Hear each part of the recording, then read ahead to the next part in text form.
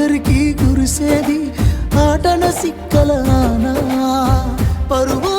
పరువు అంటూ తీస్తిరిగదనే పరుగు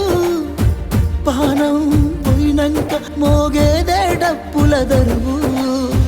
ఉండదనికే హాని పిల్ల పాపాలతోని హాయిగా బతుకేను వందేళ్ళు పైసా పైసా అన్నాడు గదనే నిన్ను గన్న నాన్న ఆఖరికి కురిసేది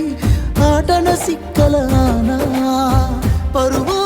పరువు అంటూ తీస్తిరిగదనే పరుగు పానం పోయినంక మోగేదే డప్పుల దరువు